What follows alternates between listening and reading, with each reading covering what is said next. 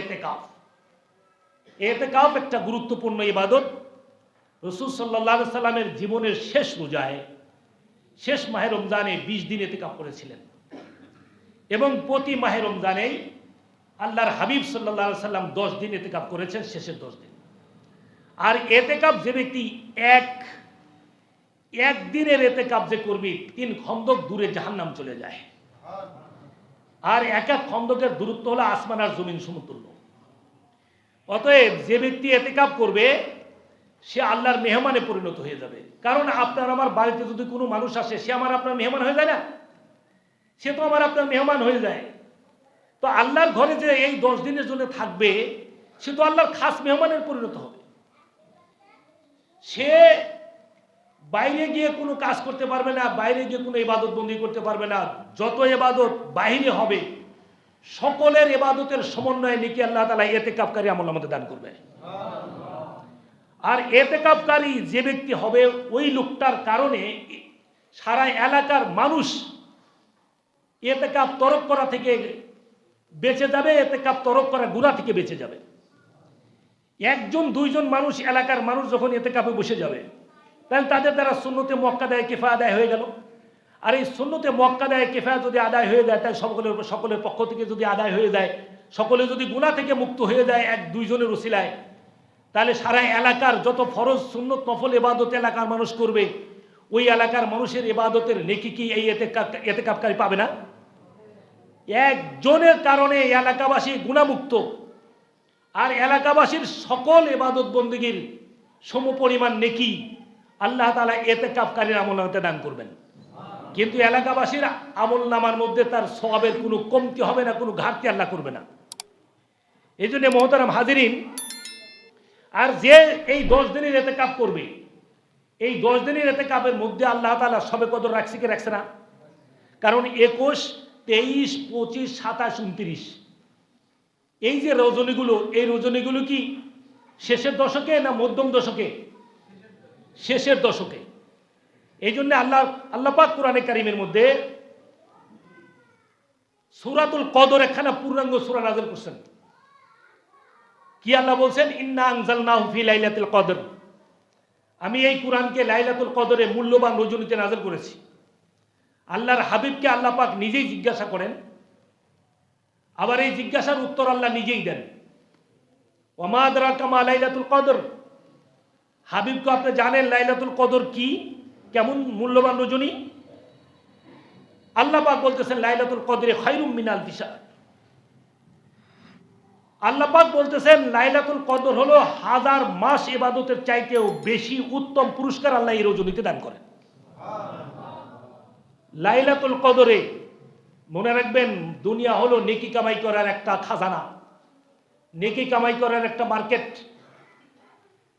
মার্কেটের থেকে যদি আপনি সদাই না নিয়ে বাড়িতে আসেন, তাহলে আপনি যেরকম ভাবে ঘরের মানুষের কাছে বেইজ্জতি অপমান অপদস্থ হবেন, ঠিক মাহে রমজান থেকে যদি আমি নেকি নিয়ে হাসরের ময়দানে যেতে না পারি, তাহলে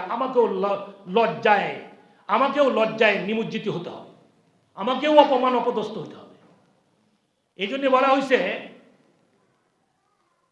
লাইলাতুল কদরে খায়রুম মিন আলফি শাহর, 1000 মাস হিসাব করলে 83 বছর কি 84 বছর, প্রায় এক রাতের ইবাদত যদি 80 বছর বা 84 বছরের সমান নেকি আল্লাহ তাআলা যদি এক রাত্রে ফয়সালা করেন, তাহলে সেই রাতগুলো কিন্তু ইতিকাফকারী পেয়ে যাবে।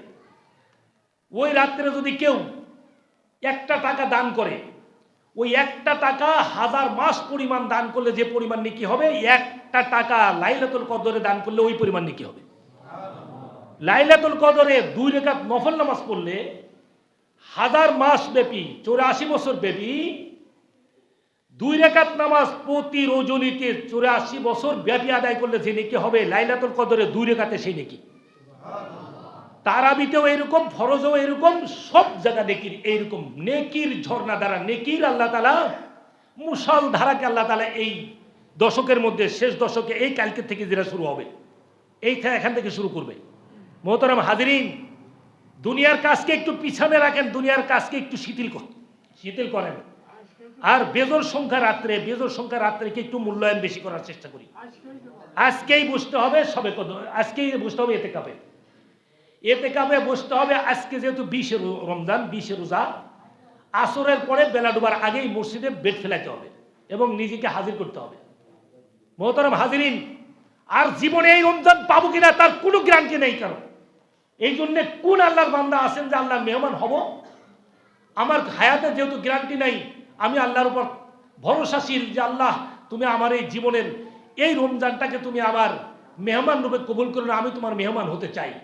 অতএব বাড়ির সংসারের কাজ সারা জীবন করতে পারবেন, ব্যবসা সারা জীবন করতে পারবেন, গরু বাছুর লালন পালন সারা জীবন করতে পারবেন ভাই। কিন্তু আমার এই মাহে রমজান যদি জীবনে অতিবাহিত হয়ে যায় আর আমি যদি এই নিয়ামত থেকে বঞ্চিত হই, আমি আর নিয়ামত কোনোদিন পাবো না। আমার জীবনের শেষ রমজানও তো এটা হতে পারে। এই জন্যে মহতারাম হাজিরিন, যাদের সংসারে দেখাশোনার লোকজন আছে, আলহামদুলিল্লাহ আপনি তৈয়ার হন। আল্লাহ যদি হায়াতে বাঁচা রাখে, যদি তৌফিক আল্লাহ দেন, এই মসজিদে দ্বারা ইতিকাফ করবে। তাদের বাড়ি থেকে খানা আনতে হবে না, ইফতারিও বাড়ি থেকে আনতে হবে না, খানাও বাড়ি থেকে আনতে হবে না। আমাদের ছাত্ররা যা খায়, আমরা যা খাই, আমরা তাকে মেহমান রূপে গ্রহণ করে তাকে মেহমানদারি করবো ইনশাল্লাহ। এই 10 দিনের মেহমানদারি তাদের আমাদের সাথে হবে ঈদের চাঁদ দেখা পর্যন্ত।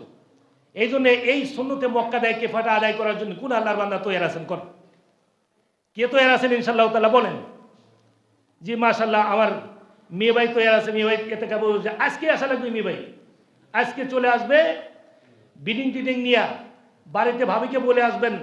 কোনো খানা পাঠাতে হবে না, ইফতারিও পাঠাতে হবে না। সন্ধ্যা রাত্রে এবং শেষ রাত্রের খানা আমাদের সাথে আপনি খাবেন। আর কেউ আছেন? আমার মেয়ে ভাই, আমার ভাই আব্দুল সালাম ভাই আছেন তো ইনশাল্লাহ? মাশাল্লাহ, আব্দুল সালাম ভাই আছে। আর কেউ আছেন? কেউ আর কোনো আল্লাহর বান্দা আছেন কেউ? আমার সেই মুরব্বী কই আসেনি আজকে? আলহামদুলিল্লাহ, 2 জন হয়েছে। এই 2 জনের দ্বারাই ইনশাআল্লাহ তাআলা সুন্নতে মক্কা দেয় কিফায়া আদায় হয়ে যাবে। তার সাথে সাথে ইনশাআল্লাহ তাআলা আমিও সময় দেবো ইনশাআল্লাহ। আমি পুরা টাইম এতে কাবে বসতে পারবো না, এই জন্য যে মাদ্রাসার কিছু টাকা যাস, মাদ্রাসার জন্য কিছু দৌড়াদৌড়ি আছে। আর এতে কাবে যারা বসবেন তারা তো পায়খানা প্রস্রাবের প্রয়োজন ছাড়া তারা তো মসজিদের বাইরে যেতে পারবে না। খানা পিনাও মসজিদের মধ্যেই করতে হবে, ঘুমও মসজিদের মধ্যেই পারতে হবে, এবং অজুর জন্যে বাইরে যেতে পারবে। অজু, গোসল, ইস্তেঞ্জা, পায়খানা, প্রস্রাব, নিজের শারীরিক যে সমস্ত জরুরত, শারীরিক যেরকম তাকাজা, এই তাকাজাগুলো বাইরে গিয়ে পূরণ করবে। আর বাদ বাকি ঘুম হোক, তেলাওয়াত হোক, তসবিহ হোক, তাহলিল হোক, নফল হোক, ফরজ হোক, সুন্নত হোক, সব নামাজ মসজিদের মধ্যে। মানে আল্লাহর মেহমান, সে আল্লাহর মেহমান হয়ে যাবে। আল্লাহ তাআলা আমাদের এই দুই মেহমানকে আল্লাহ কবুল করুক। এই 2 জনকে আল্লাহ সুস্থতা দান করুক। এই 2 জন আমাদের আব্দুর রাজ্জাক মোল্লা ভাই আর আমাদের আব্দুল সালাম ভাই, 2 ভাই আল্লাহ তাআলা আমাদের এই মসজিদের জন্য কবুল করুক এবং এদের তামাম পেরেশানি আল্লাহ দূর করুক। জীবনের সব সমস্যার সমাধান আল্লাহ দিয়ে দিক। আল্লাহ দীর্ঘ নেক হায়াত নসিব করেন। রব্বুল আলামিন যেন এদের সহি শুদ্ধভাবে ইতিকাফ পালন করার তৌফিক দান করেন। মহতারাম হাজিরিন, আমরা নিজেও মাহে রমজানের যেহেতু শেষ দশক হলো নাজাতের দশক, নাজাতের দশক সামনে কালকে থেকে শুরু হবে। রহমতের অংশ শেষ, মাগফিরাতের অংশ আজকে শেষ। আল্লাহর কাছে তওবা করি। তওবাকারীকে আল্লাহ অত্যন্ত পছন্দ করেন। সমস্ত গুনাহগার আল্লাহর কাছে নিকৃষ্ট, কিন্তু ওই গুনাহগার আল্লাহর কাছে সবচেয়ে প্রিয় যে গুনাহ করার সাথে সাথে আল্লাহর কাছে তওবা করে। যদি ছেলে অপরাধ করে বাপের কাছে এসে যদি বলে আব্বা ভুল হয়ে গেছে, বাপের মনে যত রাগ থাকুক সমস্ত রাগ যেরকম পানি হয়ে যায়, আল্লাহর দরবারে বান্দা যদি গুনাহ করে স্যালেন্ডার করে, রব্বুল আলামিনের কুদরতি অন্তরের মধ্যে জোয়ার এসে যায়। এই জন্য আল্লাহ তাআলা তওবাকারীকে পছন্দ করে, তওবাকে মহব্বত করে। আমরা বেশি বেশি তওবা করব। আল্লাহ আমাদের জীবনের গুনাহ যেন মাফ করে দেয় এবং সামনে আমাদের নাজাতের যে দশক, এই নাজাতের দশকের মধ্যে সিয়াম সাধনার মাধ্যমে পাপাচার থেকে কামাচার থেকে বিরত থেকে সিয়াম সাধনার মাধ্যমে আল্লাহ আমাদের জন্য নাজাত নসিব করে। সকলে বলুন আমিন।